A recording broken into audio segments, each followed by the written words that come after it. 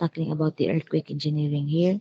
So, for this lecture, we will only focus about the introductory discussion for the dynamics of vibration. For the next meeting na dayon, discuss and start for the analysis for the SDOF or the single degree of freedom system. Then the other one is the single degree of freedom system with damping. So later I will be discussing about the differences no kung saan siya si damp or damping no. So for this lecture only, mura na siya og introduction lang no sa kung unsa ang dynamics of the vibration. So for para later pag mag-analyze na ta, at least natin knowledge about how to analyze or how to for the structural analysis for this based on the single degree of freedom system no. So that means mostly for this discussion is wala pa'y computation no. Kay ang definitions at for us to really understand what is attenuation and what are the dynamics of the vibration.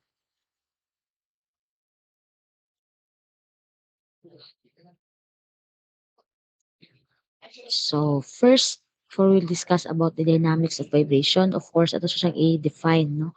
From the definition, no, it is an oscillation of the parts of liquid or an elastic solid whose equilibrium has been disturbed or of an electromagnetic wave. No? So, may mga examples ani mga vibration.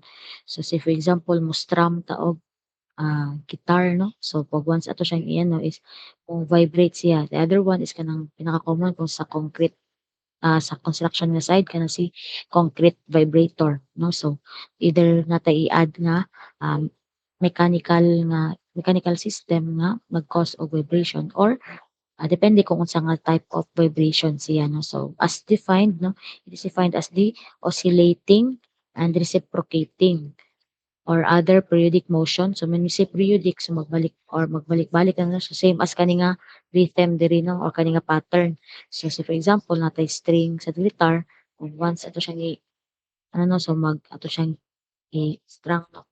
So in that case is mag-cause na din siya og vibrations which is in this motion no kaning motion sa kaning sample diri sa kilid no. So another periodic motion of a rigid or elastic body or medium force from a position or state of equilibrium. So when we say state of equilibrium, all forces are all equal to zero. So that means so for example static pa ba siya no? So for this one basically by definition no, so this is just an oscillating or reciprocating. So repeating lang ang iyang pattern no, for the period of time. So there are three types of vibration. So the free vibration, later I will discuss about this one. Kung unsa pod nga mga examples niya no nga to ang commonly na-encounter for the civil engineering profession. Then the second one is the forced vibration. Then the last one is the damped vibration. So these are the three uh, types of vibration, mga general lang. No? So when we say free, sabot is natural ang iyang cause nga nung naay vibration. When we say forced, is from the name itself forced, no? So that means natay gi-add or ato siyang gi-forced for to create a vibration. Then lastly is the damped vibration, no? So what an example for that one.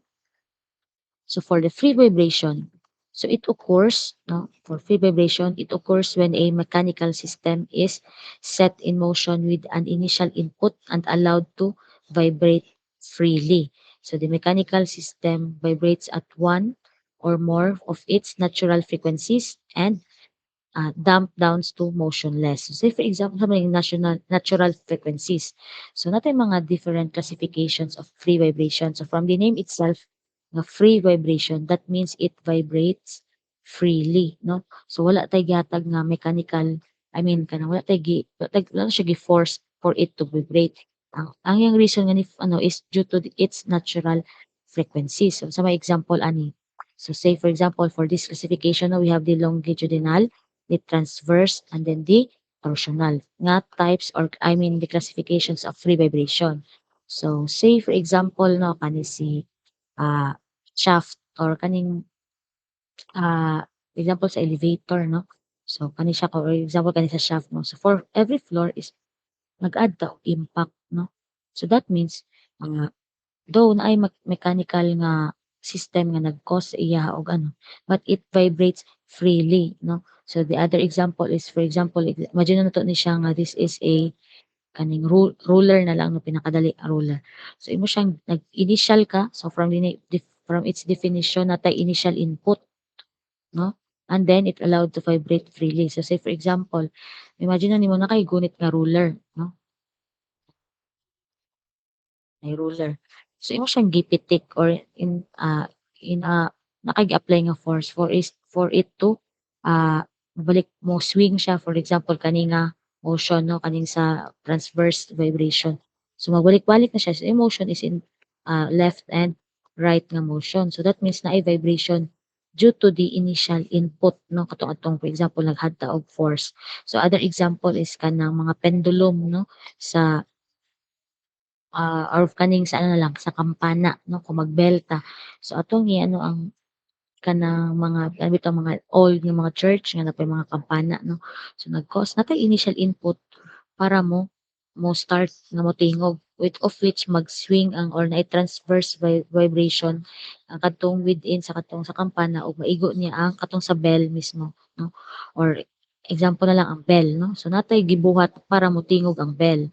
So it can cause vibration due to our initial input.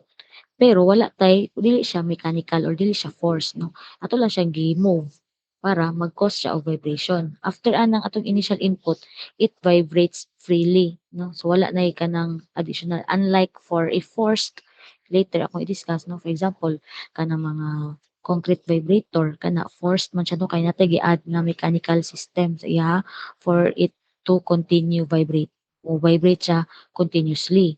Unlike for the free vibration, nalang tay initial nga input, then later is siya na din vibrate na din siya freely. So the example for the longitudinal vibration is kana katong gi-mention kina, pwede siya sa, for example in every floor sa, elevator 'no. In every floor na impact. So it can cause vibration in every floor 'no. Kay for example mo-stop na from ground floor to second floor. So dili man na siya as in walay dili man nga pag-abot nato dira dili siya ka-cause og impact. So naay impact nga ma-cause niya in every floor. So that impact can cause vibration. So tungod ana nga vibration natay initial input, it can cause a natural or free vibration 'no, tungod sa impact.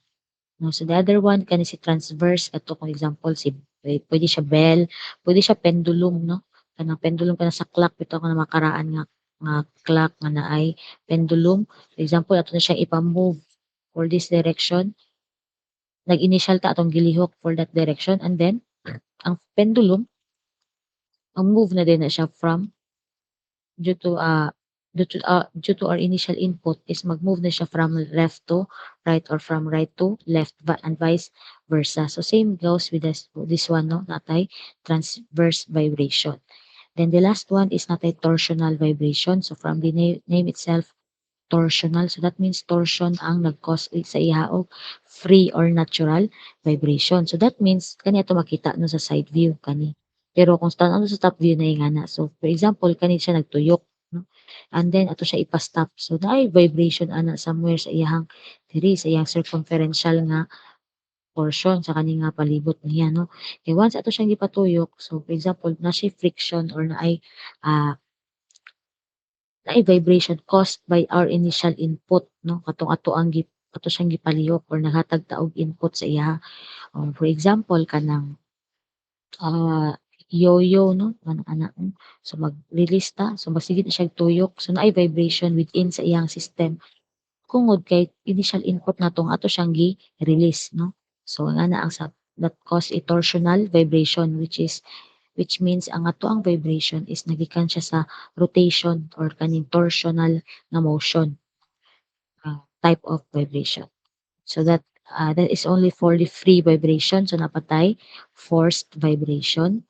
When we say forced vibration, it is when a time varying disturbance is applied to a mechanical system. So atong example kanang si uh, uh, concrete vibrator 'no. So from it itself time varying.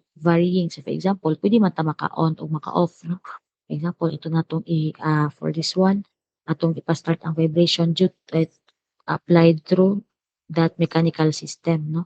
For example, mag-cause siya og vibration which is forced kay time varying naman. So, depende ra kung pila ang bounded time niya, no? So, other example ana niya is, for example, the disturbance can be a periodic or steady state input, a transit input, or a random input. So when you say steady state, say for example, kaning mag-strum, kato kung i-mention gain, ano, mag-strum ta og guitar, no? Nga, though natay initial input, no? Pero, dili siya nga kaning gituyo murag gituyo nato nga i-input nato ang pag-strum sa guitar and up until for a time varying or kani nga disturbance tungod sa pag-strum nato, no, kay magsige na og vibrate ning ato ang strings ato ang guitar, no. So ato siyang gi-force then siya na dayon ay ato siyang gi-force so pag sige ta og strum, sige tag strum so naay vibration within the string hangtod sa kung kanus ata mag-stop. Unlike for the free vibration nga kanang pasagdaan na nato siya up until natay gi-initial input and then mag-stop ra siya, no. For the force vibration is natay time varying. So mag-stop siya kung kanus ata mag-stop og input pod, no. Kaya ato forced man siya, no. So kana siya, no. So other than that kanang mga mechanical nga vibration, say for example kanang sieve analysis, no, kanang sa inyong construction material testing nga mag-add ka og vibration para tay mga percent finer, di ba, ana. So ato siyang mag-add tag vibration sa atong sieve para mo masala, no, or ma-sieve siya which is through a sieve analysis. So mag-add ta og natay i-add, no. So na may mga mechanical sieve analysis nga ay mechanical sieve vibrator, no. So katong ibutang lang nimo tong sieve nga mga naka-stock and then mohatag siya og iyang mismo nga vibration. So which is input forcedly, no. So dili siya natural ang iyang vibration. Then the last one nga type of vibration is the damp vibration, no. When we say damp vibration, so it is when an energy of vibrating system is gradually dissipated by friction and other resistance. So gradually mawala siya due to the effects of friction and other resistance. Unsa man yung example ni damp, no? So say for example kanang naatay bridge, no? Sa atong bridge naatay sa first bridge natay slab dira sa babaw. And then natay girder. Kana siya itungtong nato na siya sa abutment. So, no, kaniya to makita diri ay I mean dito na makita kay naman sa ilalom sa tulay. So kana siya ang bridge is constructed monolithic ay na dili siya monolithic, no. That means ang ato ang the concrete pouring for that is per structure.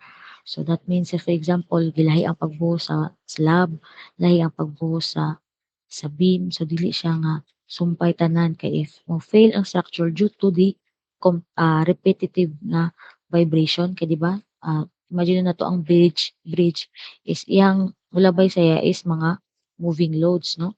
Example na natay mga vehicle dira, so moving loads gid ang mga load for the bridge. That means it then at the same time mga bugat kaayo then due to the span sa beam, no, kaning kataas niya is mag-cause siya og vibration. So kung ato siyang gi-construct monolithically, that means buo ra siya pagbuhos tanan, kana si vibration can cause disturbance, no, or repetitive loading sa ato ang structure. So mo nang natay ginatawag nga bearing pad, no, anang si bearing pad ani siya diri na siya na-locate kung asa nato gitungtong ah, si girder, no. So pagtungtong mo siya itungtong mo siya dira, no, so siya ang bear, no, from the name itself bearing pad. So baga na siya nga pad nga itom, no, ana. So si bearing pad ang salo sa ato ang girder, no, or sa ato ang beam. So siya ang resist sa due to friction and kanang due to vibration, no. So for example, di ba moving loads mo ni galihok. So atong beam magsige na siya vibrate, sige vibrate. So kung gimodulatic or gi cre gi ah, gibuhos na siya or i-concrete pouring na siya nga buo, so it can cause failure sa mga connections niya, no. So whereas kung natay bearing pad nga siya mo bear, no, siya mo mo resist ah, sa atoang vibration. So kaya nga type of vibration is a damp vibration between the girder. So here, between kining girder na 'to or kaning beam sa atoang ah, bridge ug sa kaning atoang bearing pad sa ubos. Kay take note na magsige ni siya vibrate caused by the moving loads 'no. So siya ang mo-damp or mosalo sa gradually is iyang ano ang caused by the vibration gikan sa atoang girder padulong sa atoang abutment 'no. So for example natay abutment A and B. So 'di ba itong kani siya mo na siya ang bearing pad diri nga portion. So magsige na siya vibrate dira. So that means kinahanglan niya i-bear para dili mapasa ang vibration diri sa atoang abutment. So siya na ang mo-resist, siya mosalo 'no, siya'y nagsalo sa kanang vibration or that damp vibration. So that means gradually iyang dissipated 'no. So other than that mura siya kanang shock absorber bitaw sa mga vehicle 'no, kanang ang mga nana for example sa motor or sa sakyanan 'no. So take note nga naatay mag-cause na siya og vibration kay tungod kay for example nag-start na ato ang nilarga ba ang sakyanan or nilarga ang motor. So kani si shock absorber once ato siyang loadan 'no, mag-load ang tao for example bugat ang tao 'no. So that means nga siya mo cater or siya mo salo sa shock 'no, siya mo absorb. So in that case iyang dissipate 'no ang kadtong nga vibration nga mag-cause og shock 'no. So that means mo na ang purpose ni shock absorber 'no, siya magsalo sa kanang nga type of vibration which is the damp vibration kay iyang i-lessen or iyang ipagamay ang, ah, ang energy. So it is when an energy of a vibrating system is gradually dissipated 'no. So at iyang ipa-lessen.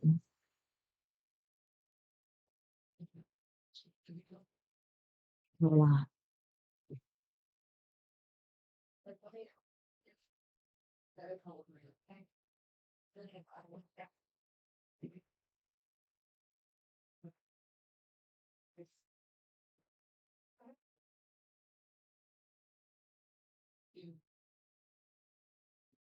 So mo to siya 'no.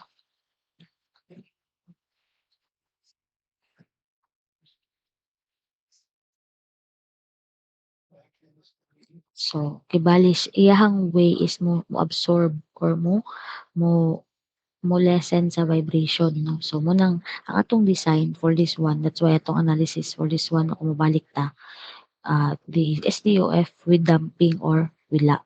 So may it be we will consider a damping of which ang atong single degree of freedom system for the vibration kay ato bang i-consider ang damping or katong pag-lessen or pag-dissipate sa vibration 'no or pag-fade away sa vibration or sagdan naman to siya nga without damping ba ang ato ang analysis 'no. So mo to siya 'no, si damping ang mosalo or mo-absorb sa vibration 'no. So kung if that type of vibration ba to up until ma-lessen or mawala na ang ah, vibration or siya ang mosalo gyud. So moro to yung purpose 'no, siya na-damp system 'no. So for this one, since we are involving in the earthquake engineering, no, mga seismic load. So kani si seismic load can cause vibration, no? So for example, vibration sa for example na ang ato ang earthquake is nag-start sa underwater. So it can cause vibration which is sa mag-cause of tsunami and other type of tidal waves, no? And also, it can also cause vibration sa ground, no? Due to the ground motion. So that means, kana siya caused by the seismic waves, no? Tungkol sa seismic waves na ay vibration na may tabo within sa system, pwede sa interior or pwede siya nga sa surface nga bahin sa earth, no? So from here, as defined, earthquakes and underground explosions can release a lot of energy. That energy ripples away from its source in a variety ways. So kaning ripples away, so say for example, natay earthquake at the focus, no? Example, diri sa focus and then directly above niya si epicenter. So take note na mag-cause na siya og it ripples away or mag-cause na siya og seismic waves up until kung asa dapit na atay seismometer, no? So sa seismometer, siya na daw yung ma-measure kung pila ang magnitude sa atoang earthquake. So that means no, ah, the after na to gi-release ang energy na tay na energy loss with that one. So ito discuss na unsa na mga energy losses as long as for the seismic tungod sa movement or tungod sa sudden increase of energy or which is caused by the ground motion. So, o pwede pod natural, I mean man-made nga explosion 'no, mga underground explosion kung naa man. So, it releases a lot of energy. That means not na ay movement nga nag-cause iya, so that again, it ripples away from its source in a variety ways. So, pwede katong mga different types of waves na dayon, 'no? Pwede katong, in circular motion kung kadto si Rayleigh waves or pwede side by side kung kadto si love waves, no? Or compressional kung si P waves, no? So, there are different ways nga ma-transmit from your focus up until sa imong seismometer 'no. Then some of these waves travel forward and backward, so mao to siya si love waves 'no. Puwede pod through di matira so other waves travel like ocean waves where they make the material they pass through moves up and down. So kadto siya puwede siya nga mga tidal waves or mag-cause kay circular ang atoang motion, so which is the Rayleigh waves 'no or other type of waves. So as long as caused by the seismic loading 'no or caused by the earthquake load. So, seismic waves are vibration 'no, so type of vibration gyapon ang ato ang seismic waves kay nagikan siya sa sudden release of energy from the focus or atong start sa ato ang earthquake or the disturbance that propagates from source such as the explosion or shock waves. So, pwede shock waves, aftershocks or foreshocks through the earth until they encounter a reflecting surface and are reflected into a detector. So, for example, ano, so gikan sa interior padulong sa kung asa ang surface nga naa dito si seismometer kung asa nato siya i-measure, no? So, nga na ang sa seismic. So, again, your seismic waves is still a classification of I mean, a kind of vibration, no? Then next is we have the term attenuation. So, sa din is si attenuation, no? Then why do we need to study this one when we involve about the analysis or dynamics of vibration and when mag-discuss na about this SDOF, no? So, nganong kinahanglan ta makasabot aning attenuation, no? So, for example, for this one, when you throw a pebble in a pond, it makes waves on the surface that moves out from the place where the pebbles enter the water. So, may example, no? This one is a bodies of water. For example, a pond. Hilabay ka og pebble diri. So, it cause waves, no? So, ana, di ba or balag ka ng normal lang nga steady nga stagnant nga tubig and then natuluan tuluan. So, nag-cause siya og mga waves, no? That moves on the surface, that moves out from the place, no? So, gikan na to gibutang diri, spread na dayon ang wave, no? Ana, padulong in a circular motion. So, the waves are larger where they are formed. So imagine na to, kung diri na to gibutang si example surface water ni. So diri na to gihulog si pebble. So take note nga waves ana tako pa no kung diri. Compare sa kanang next nga wave no. Dira nakagamay, nakagamay, nakagamay. Though nagkadako siya in circular motion, iyang diameter nagkadako. Pero ang in terms of waves, iyang amplitude no, kaning katas-on. Example this one, ang iyang amplitude ana is nagkagamay no.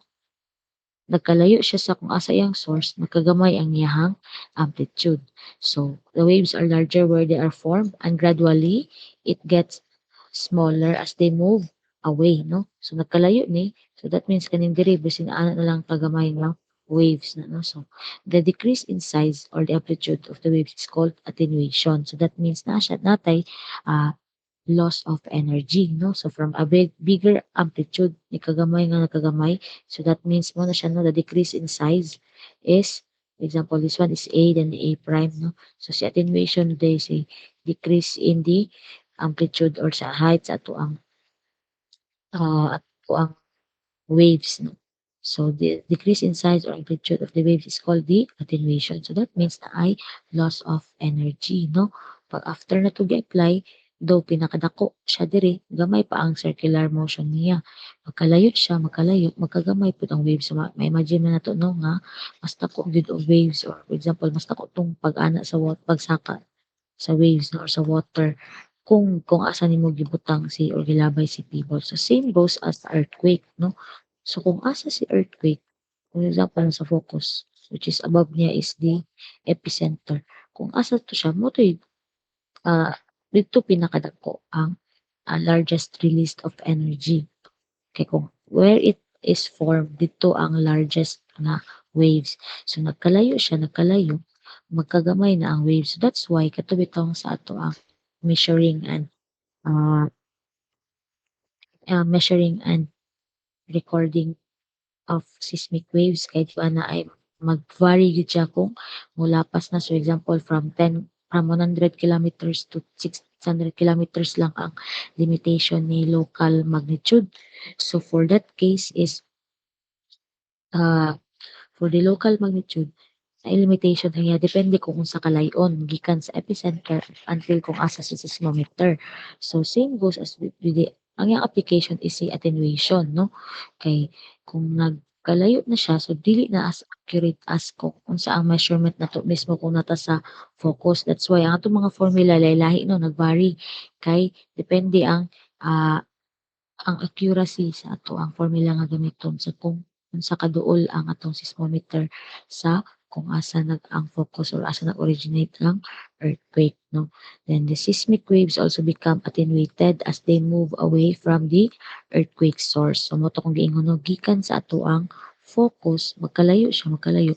When you say attenuated is magka-lessen ang ato ang measurement. So that means 'no, kana ding atong ma-feel ka for example atong seismometer naa sa ilig, ang ato ang katong example nato last yesterday 'no, nga for example nasa iligan ang earthquake 'no, and then ang atong seismometer is nasa Cagayan de Oro. So for that case is natay 100 kilometers nga range. So dili na gid as exact nga magnitude atong makuha mo tong naay mga computations or naay mga formula pwede nato magamit nga para ma in a logarithmic scale is makuha na to ang accuracy nga dapat mao ni iyahang accurate nga magnitude though gi-measure ni siya diri sa Cagayan de Oro pero ang start or ang focus or ang epicenter is at Iligan City 'no. So ingana so natay mga logarithmic scale nga basihan 'no. Kay again you cannot measure except kung ang ato ang seismometer mismo is kung asa ang ato ang epicenter. So at least mas accurate ang iyang measurement in terms sa magnitude 'no. Kaya as stated here, your seismic waves also become attenuated. So magka-lessen gid siya as it moves away from its source or the earthquake source. So mas layo siya sa focus, mas dili na accurate ato ang ma-measure. So we have this one, the seismic attenuation. So when we say seismic, di ba, load caused by the sudden movement of the earth or katong caused by the earthquake. So when we say seismic attenuation is mo na siya ang sudden energy loss no as defined here. Ang energy loss is experienced by our seismic waves as they propagate no. Okay, considering the fact na diri atong focus, na diri si epicenter. So dili man all the time nga naa gyud mismo dira si seismometer tapad sa kung asa ang ano, ang epicenter.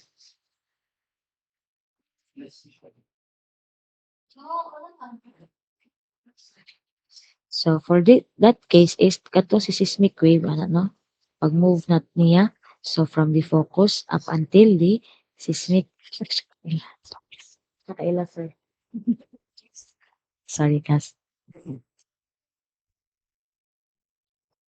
So seismic attenuation describes the energy loss no. So as it propagates no from focus to the measurement or the instrument nga mo measure sa iya. So it controlled by the temperature, composition, the melt content. So same goes as the concept for the type of waves bitaw kato si P waves o si S waves. Di ba si P waves siya ang fastest nga moabot no. Kaya man niya banggaon tanan mga type of material. So same goes as concept ani no mag-propagate or ang pag-propagate sa seismic waves, magka-lessen siya, which is mo ginatawag na to si seismic attenuation or the energy loss.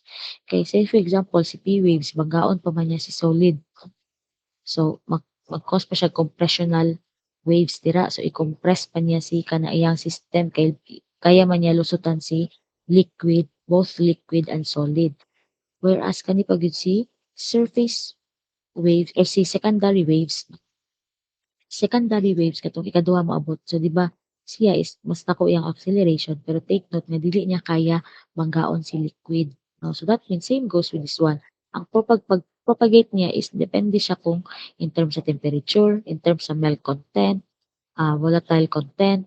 So, depende pa gid siya kung solid or liquid, no? So, or pasabot na depende sa iyang composition. So, take note si CS waves since mangita gid siya og solid kay dito ra siya pwede moagi. So, naagay seismic attenuation kung maabot siya sa liquid kay dili man gid siya ka-release na siya sudden energy loss na pwede mo stop na siya didto ang atong seismic waves. Dili na gid siya ka-proceed if napalibutan na gid wala na gid siya maagian nga solid nga portion kung puros na liquid ang iyang labyan. So in that case is nanay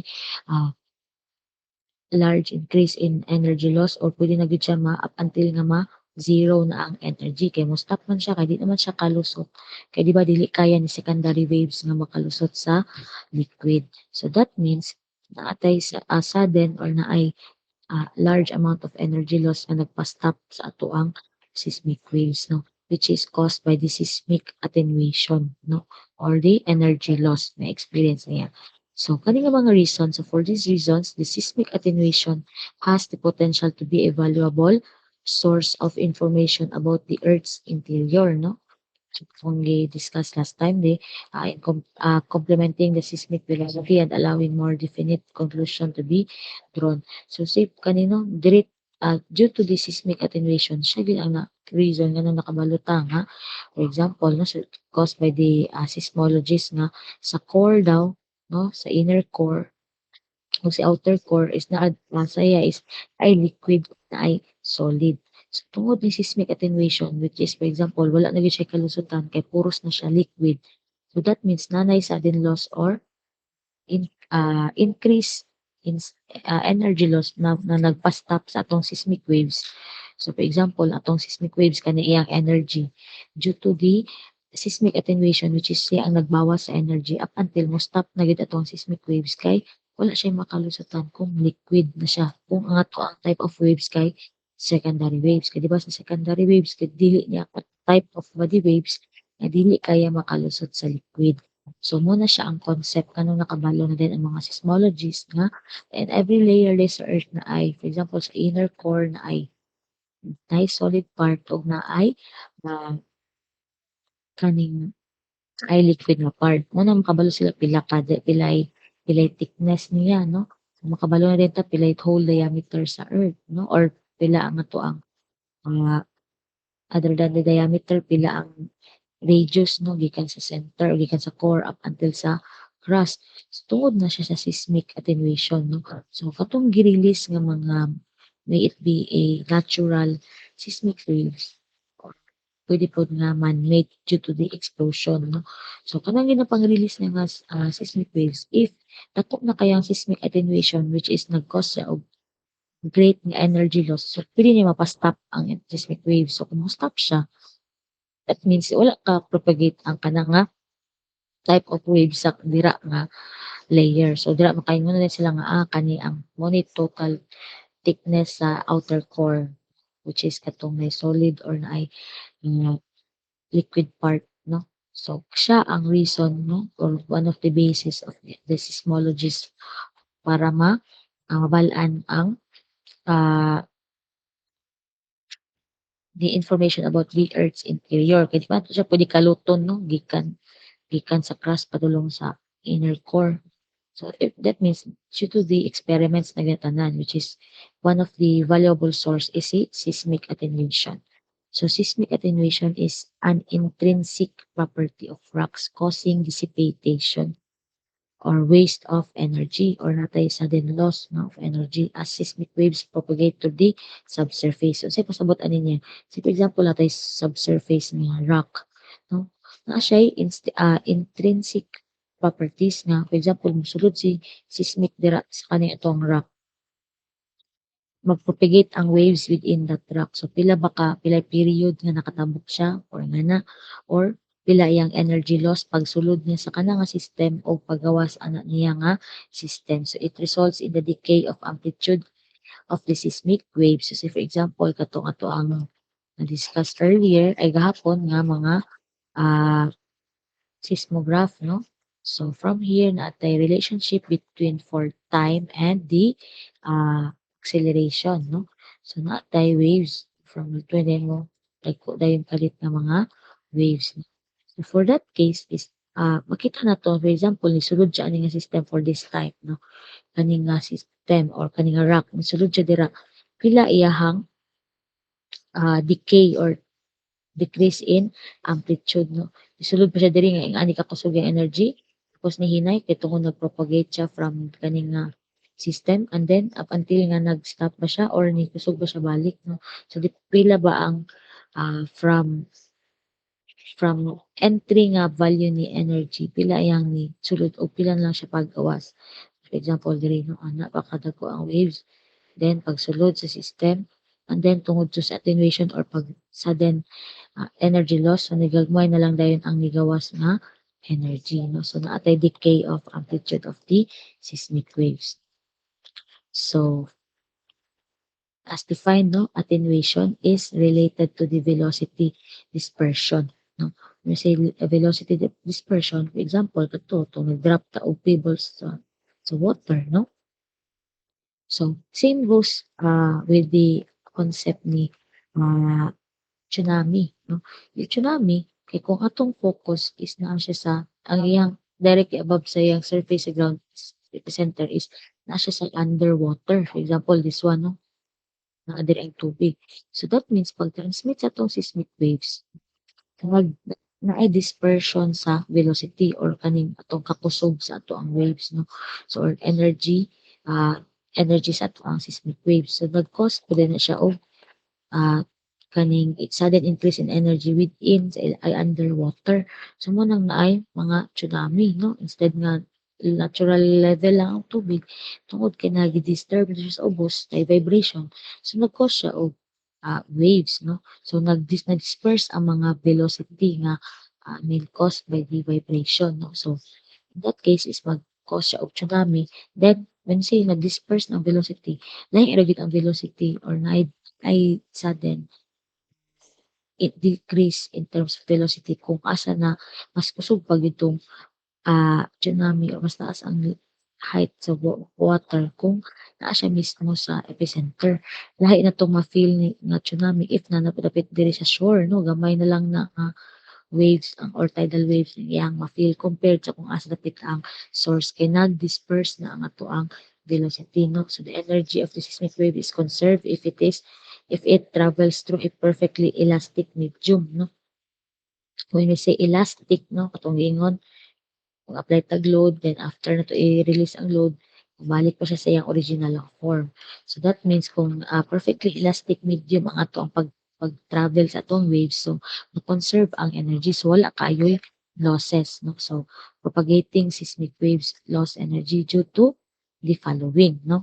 Kay though dili man tanan perfectly elastic medium ang mapropagatan sa ato ang seismic waves, no? So for example, kato si S waves, pag mo-propagate siya og liquid, moto nga dili niya kaya ilusot, no? So that means dako kayo ang energy loss. So dili siya kalapas or dili siya ka-propagate or makapass through sa liquid kung si secondary waves. So for that case is natin mga causes or mga propagating seismic wave lose energy due to the following. Next, first is the geometrical spreading. So, unsa man yung mga caused by geometrical spreading nga energy loss. Kato si example katong paglabay na to pebbles. Diba sa pebbles, kung asa to gilabay o gimahagbong tong sa tubig tong bato o ang pebbles, dito siya dako pa og waves, no? O kung atong tanawon. And then, geometrical spreading makalayo. So maka-spread ato ang naka in circular motion gapon pero magkagamay na dayon na or not due to the loss of energy kay iyang ano is dako na iyang diameter no ay iyang circumference compared sa kung diri dapit lang to ang circumference lang sa wave. Then other attenuation is due to absorption, which is the unelastic attenuation. So sa man ni si absorption, katong example is katong sa damp vibration na katong dito sa for example na bearing pad, no, kung naatay bridge, no, isa due to the vibration, salon siya sa bearing pad para dili siya mo transfer directly sa concrete, no, kay kung magsigig ka vibrate ang concrete, it can cause failures. That's why na kinahanglan i-absorb ni bearing pad ang vibration, no. So that means ipalesen or naay attenuation, no? Naay loss of energy gikan sa katong dako nga vibration gikan sa mga moving loads, no? Example natay heavy truck or na tons of example a 5 tons truck nilabay. So mo nang mo vibrate na ato ang tulay kung taas kayo ang span. Kay mm, ang madalo mga kato si bearing pad siya pa may mo attenuate or siya mo decrease sa vibration. No? So, iyang i-absorb to nga vibration which is an elastic attenuation. The next is the scattering. So, when you say scattering which is caused by elastic attenuation, when you say elastic attenuation, no, apply na to, for example, sa kaninga system, cause ng vibration dira no, or energy nga gi-release na to. I-scatter na niya whole throughout sa area ang iyahang energy, no, energy. So, when you say elastic attenuation is ni baba or na loss of energy. Pero in a elastic way nga, in such a way nga bahala og na vibration or na loss of energy, wala naapektuhan iyang system, no. So mobalik gyapon siya sa iyang old nga system. So example for the scattering attenuation.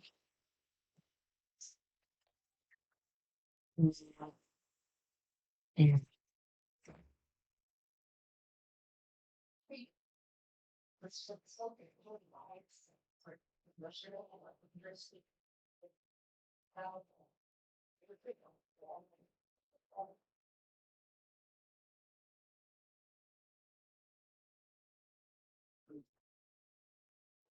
So, basta as long as same system, so same na siya nga kung mag-apply ta og mga type of waves. So, for example, si P waves, no? For the P waves, mulabay na siya sa isa ka system of which natay compressional, no? So, i-compress niya ang within ka na nga system. For example, bato ba na, may it be a rock or any system, pwede ba the bodies of water. So, kana siya, is i-scatter niya equally in a elastic way.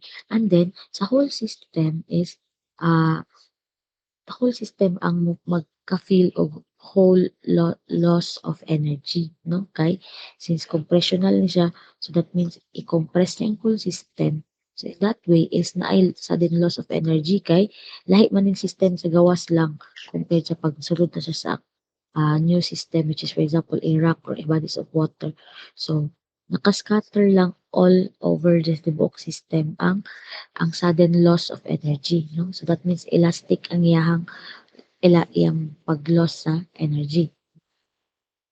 Unlike for the absorption nga, ah, iyang gi-absorb and then nagkawala na dayon, no? So siya ni salo lang. Unlike yung scatter nga, iyang gi-scatter for the whole system.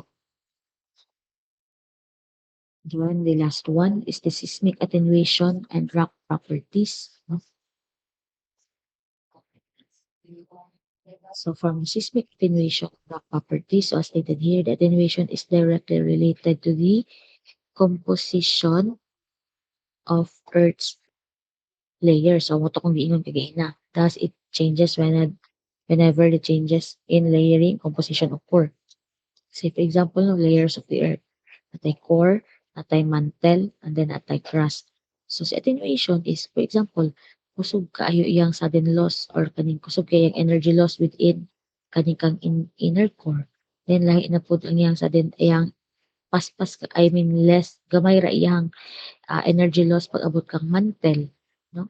Then wala na pud siya or little to no energy loss na siya pag abot kang crust. So diri na nato na correlate na depende siya or directly related to the decomposition of Earth's layer, no? So it changes whether depende kung nag-change po ta sa unsa nga layering composition. So this property of attenuation allows the as mentioned earlier, scientists to identify the variation of in rocks property, no? So based gapon kang seismic attenuation or kang attenuation. So measurement of seismic attenuation can also provide information of fluid content or zones of high permeability. So when you say permeability is permeable or dali ra ba ah, ma masudlan, no, o liquid ang kana nga structure or for example kana nga rocks, no.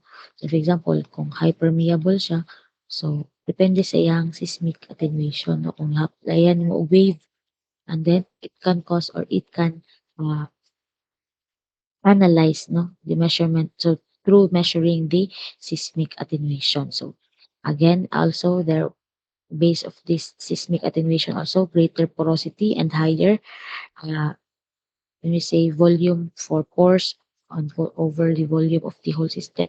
So corresponds to the higher attenuation. No? So that means greater porosity corresponds to higher attenuation kay mas masudlan siya og liquid. So mas taas pud ang sudden energy loss. No? So based on the uh, experiments. No? So to ang attenuation. Again, attenuation is just defined as the energy lost, no, from certain mo nang na lang siya sudden decrease in the amplitude of the seismic or any type of waves, no. So dili lang pod si seismic nga waves ang naay attenuation, no. Pwede tay mga natay mga lain-lain pa. The only applicable for this one na atong discussion is the for the seismic pa mag-focus. So that ends our discussion for this meeting.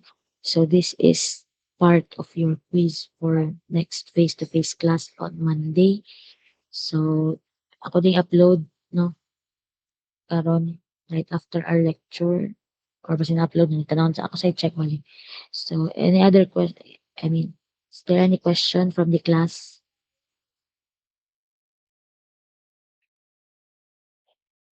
So kung wala may question, mag-attendance ako ha.